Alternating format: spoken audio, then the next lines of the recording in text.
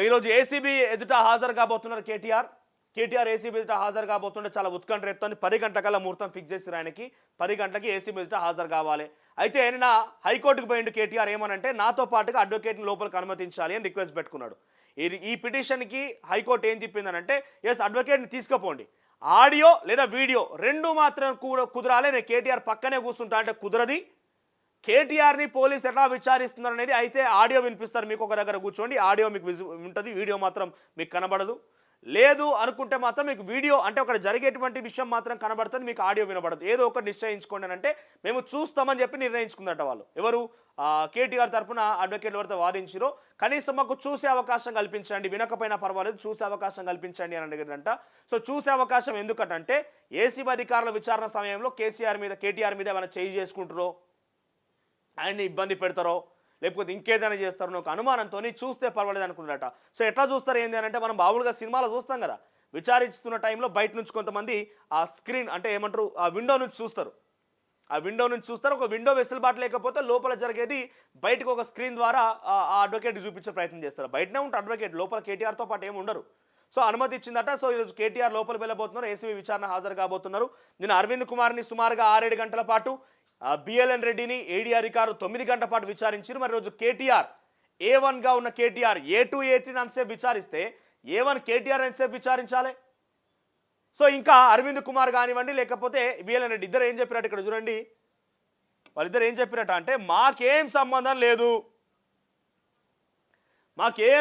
లేదు, మొత్తం కేటీఆర్ చెప్తేనే చేసినాం అని చెప్పి వాళ్ళు చెప్తున్నారట. ప్రభుత్వ ఆదేశాల ప్రకారం నడుచుకున్నాం.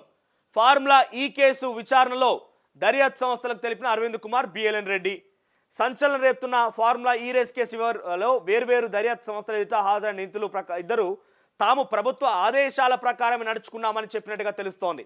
ఇందులో తమ పాత్ర ఏమీ లేదని, నిబంధనల ఉల్లంఘన కూడా జరగలేదని స్పష్టం చేసినట్టుగా సమాచారం. ఈ కేసులో దర్యాప్తులో భాగంగా నాటి ఎంఐయుడి ప్రత్యేక ప్రధాన కార్యదర్శి హెచ్ఎండిఏ పూర్వ కమిషనర్ అరవింద్ కుమార్ ఏసీబీ ఎదుట హాజరైన ఆయన. తర్వాత విశ్రాంత చీఫ్ ఇంజనీర్ బిఎల్ఎన్ రెడ్డిని ఎన్ఫోర్స్మెంట్ డైరెక్టరేట్ అధికారులు బుధవారం ప్రశ్నించారు. వారిద్దరూ వాంగ్మూలాలు నమోదు చేశారు. స్పాన్సర్స్గా ఉన్న ఏస్ నెక్స్ట్ సంస్థ అర్ధాంతరంగా వైదొలగడం పైన క్వశ్చన్స్ వేస్తే వాళ్ళు ఏం సమాధానం చెప్పారట అంటే దగ్గర ఈ ఆపరేషన్స్కు హడావిడిగా నిధులు బదిలీ చేయడం వరకు జరిగిన అనేక అంశాలపైన అరవింద్ కుమార్ నుంచి ఏసీబీ అధికారులు సమాధానాలు రాబట్టారు. ఉదయం 10 గంటల నుంచి సమయంలో అనీషా కార్యాలయంలోకి వెళ్ళినటువంటి ఆయనను మధ్యాహ్నం భోజనం విరామం మినహా సాయంత్రం 4 గంటల వరకు ప్రశ్నించారు. రేసుల నిర్వహణకు సంబంధించిన ప్రతి విషయం మంత్రిత్వ శాఖకు తెలుసని ఆయన చెప్పినట్టుగా సమాచారం. ఇక ఏస్ నెక్స్ట్ జెన్ ఒప్పందానికి విరుద్ధంగా వైదొలగడంతో ప్రభుత్వం నిధులు చెల్లించాల్సి వచ్చిందని, ఆ సంస్థ పైన ఎందుకు చర్యలు చేపట్టలేదని అధికారులు అడిగారని సమాచారం. ఫస్ట్ అగ్రిమెంట్ జరిగింది, నాకు కూడా నిన్న అనుమానం వేసింది. నేను క్వశ్చన్ చేసిన కూడా ఈ విషయాన్ని మీ ముందుకు తీసుకొచ్చినా కూడా, ఇప్పుడు ఒక అగ్రిమెంట్ చేసుకున్నాం, అగ్రిమెంట్లో లాస్ అయినా లాభమైనా ఏం జరిగినా ఏం కథ అయినా ముగ్గురం భరించాలని నిర్ణయం తీసుకున్నప్పుడు ఆ అగ్రిమెంట్ల ప్రకారంగా ఉండకుండా నేను లాస్ అవుతుందని చెప్పి నేను బయటకు వెళ్ళిపోతే అగ్రిమెంట్ బ్రేక్ చేసినట్ట కాదా? మరొక ప్రభుత్వంతో కుదుర్చుకున్నటువంటి అగ్రిమెంట్ బ్రేక్ చేస్తే రాష్ట్ర ప్రభుత్వం ఏం చర్యలు తీసుకోకుండా ఊరుకున్నదంటే ఏంది? రాష్ట్ర ప్రభుత్వం ఒక ఏస్ నెక్స్ట్ జెన్ అనే ఒక కంపెనీ ఎఫ్ఈఓతోని ఏస్ నెక్స్ట్ జెన్ కంపెనీతోని తర్వాత గవర్నమెంట్తో ముగ్గురుతో ఒక ట్రై అగ్రిమెంట్ జరిగింది. ఏమని 4 సీజన్లు నిర్వహించాలి, ఈ 4 సీజన్లు హైదరాబాద్ నిర్వహించాలి, ఈ 4 సీజన్లకి ప్రమోటర్ స్పాన్సర్షిప్ బాధ్యతలేమో ఏస్ నెక్స్ట్ జెన్ అదే గ్రీన్ కో కంపెనీకి సంబంధించి బాధ్యతలు తీసుకుంటుంది, ఎఫ్ఈఓ రేస్ నిర్వహిస్తుంది, రాష్ట్ర ప్రభుత్వం ఇన్ఫ్రాస్ట్రక్చర్ డెవలప్ చేస్తుంది. ఇది అగ్రిమెంట్. మరి ఉన్న పలంగా ఈ గ్రీన్ కో కంపెనీ మధ్యలో నుంచి చేయి తీసుకొని తప్పించుకొని బయటికి పోతానంటే ఎట్లా ఊరుకుంది రాష్ట్ర ప్రభుత్వం? ఎందుకు చర్యలు తీసుకోలేదని కూడా అనేక అనుమానాలు నేను గతంలో క్వశ్చన్ చేసిన. సో సేమ్ క్వశ్చన్ ఏసీబీ అధికారులు అరవింద్ కుమార్ క్వశ్చన్ చేస్తే ఆయన ఏం చెప్పిండట అంటే ఆ సంస్థపై ఎందుకు చర్యలు చేపట్టిన అధికారులు అడిగారని సమాచారం. చట్టపరమైన చర్యలు తీసుకోవాలని తాను ప్రభుత్వానికి సూచించానని ఆయన సమాధానం చెప్పిరట. చట్టపరమైన చర్యలు తీసుకోవాలని ప్రభుత్వానికి సూచించినా కూడా ప్రభుత్వం చర్యలు తీసుకోకపోవడం గల కారణం ఏంది? ఎలక్టోరల్ బాండ్లు వచ్చినాయి, 49 కోట్ల రూపాయలు ఆల్రెడీ చెల్లించారు. ఇప్పుడు రేస్ నిర్వహించకపోయినా అలా కొరిగేది ఏం లేదు. రాష్ట్ర ప్రభుత్వం నిర్వహిస్తుంది ఏమవుతుంది?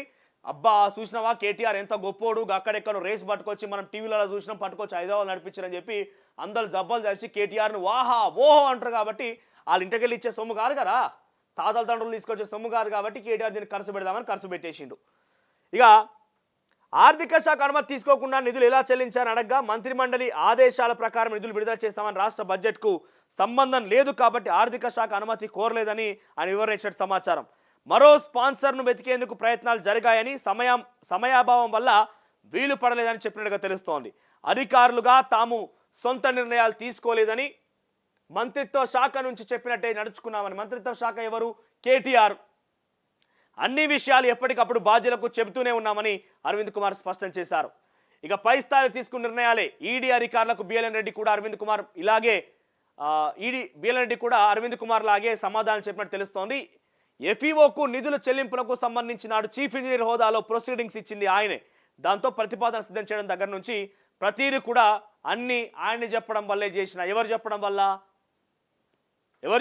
చేసి? కేటీఆర్ చెప్పడం వల్లే చేసి. ఇద్దరు ఇటు మొదట కేటీఆర్ కూడా ఏం చేసిందంటే ఆయన గురించి చాలామంది బీఆర్ఎస్ పార్టీ నాయకులు కూడా అబ్బా మా కేటీఆర్ చూసినామో ఎంత గొప్పోడు, ఎంత సహృదయుడో, ఎంత చాలా గొప్ప ధైర్యవంతుడు అని చెప్పి అందరు జబ్బలు తెలుసుకున్నారు. ఎందుకు కారణం ఈ అంశం తర్వాత వాళ్ళందరూ ఇట్లా చెప్పుకున్నారంటే అధికారులది ఏం తప్పులేదు, నేను చెప్తానే చెప్పిర్రు చేసిరు వాళ్ళంతా అని చెప్పి కేటీఆర్ ఒక ప్రెస్ మీట్ పెట్టి చెప్పిండు. ఎస్, అరవింద్ కుమార్ నేనే చెప్పినా, అప్పుడు నేను మంత్రిగా ఉండే, నా మంత్రిత్వ శాఖకు సంబంధించి బాధ్యతలను తీసుకున్నా కాబట్టి నేను చెప్పినా చేయమని.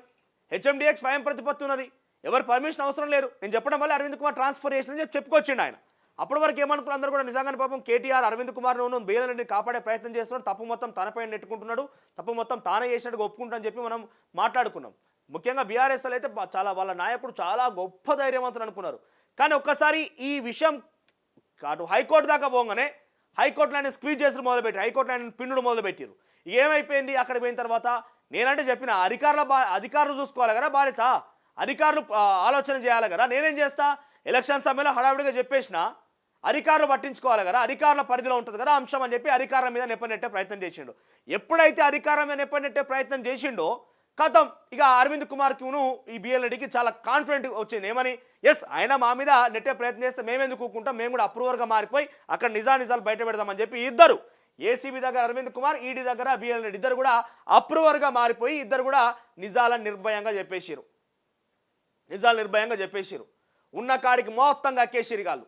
ఏమని? ఇంకో పలానని చెప్తే చేసినాం, ఈ వ్యక్తి ఇట్లా చేయమంటే చేసినాం, మాకేం సంబంధం లేదు, ప్రభుత్వం ఏం చెప్తే చేసినాం, ఆ మంత్రి ఎట్లా చెప్తే అట్లా చేసినాం అని చెప్పి ఇద్దరు అదే సమాధానం చెప్పారు. వాళ్ళ దగ్గర ఇంకేదో ఒక రెండు కీలకమైన డాక్యుమెంట్ కూడా ఏసీబీకి ఈడీకి ఇచ్చిరట. ఈ రోజు ఏసీబీ దగ్గర కేటీఆర్ పోతున్నాడు. ఎట్లుంటుంది? ఇక 10 గంటలకు ముహూర్తం ఫిక్స్ అయింది, పోనైతే పోతున్నాడు, లొట్టపీస్ కేసాను లోపలికి పోతున్నాడు ఆయన. ఇక బయటికి వస్తారా చూడాలి. తుపేల్ కేసాను ఇంకొక ఆయన బాబు అన్నాడు నిన్న, తుపేల్ కేసా, తుపాకీ కేసా, లొట్టపీస్ కేసా, లోపలేసే కేసా అనేది ఈ 10 గంటలకు తేలుతుంది. నాకు ఉన్నటువంటి విశ్వసనీయ సమాచారం మేరకు కొంతమంది అడ్వకేట్లను కానీ లీగల్ ఎక్స్పర్ట్స్ని కానీ సంప్రదించినప్పుడు ఏసీబీ వితౌట్ నోటీస్ అరెస్ట్ చేసే అవకాశం ఉన్నది. వాళ్ళు నోటీస్ ఇవ్వకుండా అరెస్ట్ చేయొచ్చు, ఆయనకు ప్రొటెక్షన్ లేదు ఇప్పుడు కేటీఆర్కి. సో లోపలికి పోయినాక అటు నుంచి అట్టేగా చెంచలూడకో చెర్రపల్లికి పంపించే అవకాశం ఉన్నదట. ఇవాళ మొదలవుతుంది కానీ ఇవాళ విచారిస్తున్నారు. ఇవాటి నుంచి రేపు కూడా రావాలని ఆదేశించే అవకాశం ఉన్నది. రేపు సాయంత్రానికో లేకుంటే రేపు ఉదయానికో అరెస్ట్ చేస్తే శని ఆదివారాలు లీవ్, కోర్టు హాలిడేసు, ఆ తర్వాత సంక్రాంతి హాలిడేస్, ఇక ఒక వారం రోజుల పాటు అటే ఇక ఆయనకి ఇక అటే లోపలే ఆరనీకుమా నీ దీపం అన్నట్టు ఆయన దీపం మారిపోయే అవకాశం ఉన్నది. ఇక ఒకసారి దీని గురించి ఈ దిశలో కథనం ఉన్నది. ఏమంటున్నారంటే లోపల బీఆర్ఎస్ పార్టీ కూడా వణుకు మొదలైంది. ఇక కేటీఆర్కి అరెస్టు భయం పట్టుకున్నది. బయటకు మాత్రం గాంభీర్యంగా ఉన్న సన్నిహితుల వద్ద మాత్రం ఆందోళన వ్యక్తపరుస్తున్నాడట. ఆయన అనవసర విషయాలకు చికాకు పడుతున్నాడట. పరుష పరజాలంతో శాపనార్థాలు పెడుతున్నాడట. తప్పంతా ఆయనదే అంటున్న గులాబీ లీడర్లు పొంతనలేని స్టేట్మెంట్స్ ఎందుకని అసహనం. సో నాకు నిన్న ఒక సిద్దిపేట నియోజకవర్గానికి సంబంధించి గజ్వేలు సిద్దిపేట ఈ మేరకు నేను పేరు చెప్తా, పాప ఆయన పేరు బట్టబయలు అయితే ఆలపాట్లు ఉన్నాయి ఆయన మీద ఇంకా అక్కసు వెళ్ళగలుగుతారు వీళ్ళు. సో మేరకు సిద్దిపేట గజ్వేల్ ప్రాంతానికి సంబంధించి ఒక సీనియర్ ఒక పొలిటీషియను, ఆయన ఇప్పుడు ప్రజెంట్ బీఆర్ఎస్లో ఉన్నాడు, చాలా సీనియర్ పొలిటీషియను. ఈ విషయం గురించి నిన్న కలిస్తే మాట్లాడినప్పుడు ఒక మాట ఏమన్నాడంటే ఆయన కేటీఆర్ లోపలేస్తారంట ఆబే అని అడిగిండు ఆయన. అంటే మరి నువ్వేమనుకుంటున్నావు బీఆర్ఎస్లో ఒకరే చెప్పే నీ అభిప్రాయం ఏంటంటే పోతేనే మంచుకుంటే ఇంక గర్ర తగ్గుతలేదు ఇంకా అన్నాడు. ఇది స్వయంగా ఆ బీఆర్ఎస్ పార్టీకి సంబంధించినటువంటి ఒక వ్యక్తి చెప్పిన మాట. ఇంకా నేను ఒక క్లూ ఇస్తే మీకు ఆయన పేరు ఎవరు కూడా మీరు చెప్పేస్తారు. స్వయంగా ఆయన చెప్పిన మాట ఏమని? ఆయన లోపలేస్తేనే బాగుండే, బయట ఆయనకు బలుపు తగ్గుతలేదు, ఇంకా ఒకసారి లోపలేయాలి ఏం కాదు, ప్రతిపక్షంలో ఉన్నా కూడా ఆయనకి ఇంకా తగ్గట్లేదు ఆయనకి అని చెప్పి అంటున్నాడు. సో పార్టీ కార్యకర్తలు నీ గురించి ఇట్లా మాట్లాడుకుంటున్నారు కదా, మీ పార్టీలో పనిచేసే నాయకులు కార్యకర్తలు ఇట్లా మాట్లాడుకుంటున్నారు కదా. ఎవరైనా సీనియర్ లీడర్ పట్టుకొని రండి మీరు బీఆర్ఎస్ నుంచి, ఒక్కసారి ఆఫ్ ద రికార్డ్ అడగండి వాళ్ళని. పోతామని ఏం కాదు అనుకుంటున్నారు వాళ్ళు. ఎవరు కూడా ఆయన పోతుండే అని గుండెలు బాదుకొని అడిచి ఏమంటారు గీ పెట్టి ఏడుస్తూ ఎవరు లేరు. పోతామోనితి అనుకుంటున్నారు ఆయనని, పెద్దగా లైట్ తీసుకున్నారు. పోవడం మాత్రం పక్క వాళ్ళకు అర్థమై ఉంటుంది. అయితే నందినగర్లో ఆయనతో పాటే తల్లి, సోదరి, సన్నిహితులు అందరూ ఉన్నారట. నిన్న మొత్తం లాస్ట్ మీటింగ్ పెట్టిండు. నిన్న ఏదో క్యాలెండర్ ఆవిష్కరణలో కూడా సాయంత్రం మాట్లాడుతూ, రాత్రి నా బిడ్డ అమెరికాకు కూడా పోతుంది, తొందరగా ఇక్కడ టైం తీసుకోదలుచుకోలేదు, వెంటనే వెళ్ళిపోతా కాబట్టి ఒక 5 నిమిషాలు మాట్లాడతాను, ఏదో జోకులు వేస్తూ మాట్లాడిండు, కుళ్ళు జోకులు వేస్తూ మాట్లాడుకొచ్చిండు ఆయన. సో ఆయన ఇవాళ 10 గంటల తర్వాత ఏసీబీ లోపలికి అడుగు ఇట్లా పెట్టంగానే లటక్కనంటే గుంజేసి అటు అరెస్ట్ చేసే అవకాశం కూడా ఉన్నది. ఎందుకంటే వితౌట్ నోటీస్ అరెస్ట్ చేయవచ్చు, ఏసీబీకి అధికారాలు ఉన్నాయి. ఈ కేసులో ప్రాథమిక ఆధారాలు ఉన్నట్టుగా హైకోర్టు తేల్చి చెప్పింది. ప్రాథమిక ఆధారాలు ఉన్నాయి, పక్క ఆధారాలు ఉన్నాయని చెప్పేసింది. సో అన్నీ ఉన్న తర్వాత ఇంకా ఆయన బయటకు ఎందుకు రాణిస్తారు? సో ఇవాళ నాకు తెలిసి ఒకవేళ విచారణకు బయటికి పంపించిన, ఇలా కేటీఆర్ ఆ ఏసీబీ ఆఫీస్ నుంచి బయటకు వచ్చిన, రేపు మళ్ళీ పిలిచే అవకాశం ఉంటుంది. ఇంకో 5 నుంచి సమాధానం లాబట్టాలి, రేపు 2 అని మళ్ళీ పిలిచే అవకాశం ఉంటుంది. లేదంటే ఇలా విచారణ అయిపోగానే ఇలా సాయంత్రానికా లేకపోతే రేపు పొద్దునకా రేపు మధ్యాహ్నానికా, ఈ 2 రోజులే అంతే ఆయనకి. ఇక ఈ 2 రోజులే బరాత్కి, ఈ 2 రోజులనే ఆయనని తీసుకుపోయి లోపలేసే అవకాశం. ఎందుకంటే శని ఆదివారాలు కోర్టు హాలిడేస్, తర్వాత Sankranti holidays back to back ఉన్నాయి. ఓ వారం 10 రోజుల పాటు లోపలనే ఉంచుతారు ఆయన్ని. ఒక వారం రోజులు ఉన్నాడంటే ఇక మినిమం ఒక 2 నెలలు ఉంటాడు ఆయన. ఒక వారం రోజులు కనుక ఉంటే మినిమం ఒక 2 నెలలు ఉంటాడు. సుప్రీంకోర్టు నుంచి నాట్ ఓవరెస్ట్ ఇప్పుడు వచ్చే అవకాశం లేదు. ఈరోజు బెంచ్ మీద ఉన్నది, మరి అది ఏమైనా అవుతుందో ముందు పడుతుందో చూడాలి. ఇవాళ బెంచ్ మీదకి వచ్చిందా లేదో చూడాలి, దానికి సంబంధించి ఏందనేది. కానీ మొత్తం మీద భయం అయితే పట్టుకుందట కేటీఆర్కి. భయం పట్టుకొని అందరి మీద శాపనార్థాలు పెడుతున్నాడట, చిన్న చిన్న వాటికి చికాకు పడుతున్నాడట. కొంత భయం అయితే ఉన్నది. బీఆర్ఎస్ పార్టీ లీడర్లు, కార్యకర్తలు కూడా పెద్దగా ఆయన గురించి ఆలోచించే అవకాశం కూడా లేదు. లొట్టపీస్ కేసు, లోపలేసే కేసు, రకరకాలుగా మాట్లాడుతుంది. ఏం భాషలు, ఏం కథో మరి, ఏం లేకపోతే అంతగానం లొట్టపీస్ కేసు, లోపలేసే కేసు, ఇవన్నీ పదాలు ఎందుకు వస్తున్నాయి? ఏం లేకపోతే బయటకు రావచ్చు కదా. అడ్వకేటే కావాలి, సుప్రీంకోర్టు పోయి క్వాష్ పిటిషన్ వేయాలి, నిజాయితీ పరుడు అయితే ఇవన్నీ కథలు ఎందుకు? నిరూపించుకో, ఏసీబీ దగ్గరికి వెళ్ళినా నేను తప్పు చేయలేదు, లీగల్గా ఇది ఫాలో అయినని చెప్పి నిరూపించుకో. తప్పు జరిగినట్టు ఆయనకు కూడా తెలుసు, కానీ బయటకు చూడడానికి మాత్రం ఒక తెగింపు. మొన్న మధ్య ఒక తెలంగాణ ఉద్యమకారుని పట్టుకొని కేసీఆర్ అత్యంత సన్నిహితుడిగా, కేసీఆర్కి భుజాన రాసుకుని తినటువంటి ఒక ఉద్యమకారుడు ఇప్పుడు ఆయనతో విభేదించి బయటకు వచ్చిందండి. కానీ ఆయన అడిగితే ఆయన ఏమంటుండంటే, నాకు పక్కాగా తెలుసు వీళ్ళు వదిలిపెట్టలేరు, ఇలా బాగా తెగింపు ఫస్ట్ నుంచి కూడా. బీఆర్ఎస్ పార్టీకి సంబంధించి 4 ఎవరైతే ఉన్నారో ఈ కుటుంబానికి కానీ, లేకుంటే బీఆర్ఎస్ పార్టీ కొంతమంది అందరూ కూడా ట్రైన్ చేసి పెట్టారు. వీళ్ళు బాగా తెగింపు, తప్పుని కూడా ఒప్పు చేసేటువంటి వాక్చాతుర్యం, మాట తీరు వీళ్ళ దగ్గర ఉంటుంది. ఒక్కొక్కసారి నేను మాట్లాడుతుంటే ఆయన విభేదించే వాళ్ళు కూడా అరే అని చెప్పి నిజమే కదా అని ఆలోచించే అవకాశం కూడా ఉంటారు. అటువంటి ఒక మైమ్ చేయగలుగుతారు వీళ్ళు. మాటలతో మంత్రాలు చేయగలుగుతారు, మంత్రాలు చేసి మంత్రముగ్ధులు చేయగలుగుతారు వీళ్ళు. సో అటువంటి తెగింపు, ధైర్యం ఉన్నది కాబట్టి ఇంకా వీళ్ళ తప్పు అని తెలిసినా కూడా ప్రజల్లో ఒక ధైర్యంగా ఉన్నామనే నినాదాన్ని పంపించడం కోసం, ఆ ఇంటెన్షన్ పంపించడం కోసం గాంభీర్యంగా మాట్లాడడం, నవ్వుతూ మాట్లాడడం జరుగుతుంది. కానీ చాలా పిరికి వాళ్ళు అని చెప్తున్నారు వాళ్ళంతా కూడా. చూద్దాం మరి ఏమవుతుంది వాళ్ళు అనేది. 10 గంటలకు పోతారు ఆయన. ఇది ఒకటే కాదు, ఇంకా ఆయన మీరు ఇంకో కేసు కూడా నమోదైందట ఏసీబీకి. ఏందది? ఓఆర్ఆర్ లీజ్ కేసు కూడా నమోదైంది. ఓఆర్ఆర్ ఔటర్ రింగ్ రోడ్కి సంబంధించి 30 ఏళ్ల పాటుగా ఐఆర్బీ ఇన్ఫ్రా కంపెనీకి ఇచ్చి 7,300 కోట్ల రూపాయలకి తక్కువ మొత్తంలో అప్పచెప్పారు దానికి. సో అది అప్పచెప్పడం గల కారణం ఏంటంటే అగ్రిమెంట్ అయిన తర్వాత కొన్ని రోజులకే 23 సుమారుగా ఏప్రిల్ మంత్లో ఒక 100 కోట్ల రూపాయల ఖాతాలో పడ్డాయి, బీఆర్ఎస్ పార్టీ ఖాతాలో పడ్డాయి. వివిధ అకౌంట్ల, వివిధ ఏమంటారు పేర్ల ద్వారా ఐఆర్బీ సిస్టర్ కంపెనీ, ఐఆర్బీ కంపెనీకి సంబంధించినటువంటి ఇంకా కంపెనీస్ అన్నీ కూడా కలిసి 100 కోట్ల రూపాయల ఎలక్ట్రల్ బాలెన్స్ని బీఆర్ఎస్ పార్టీ కట్టబెట్టారు. సో అది కూడా క్విడ్ ప్రోగా కిందకి వస్తా అని చెప్పి కొంతమంది బీసీ రాజకీయ ఐకాసా ఫిర్యాదు చేసిందట.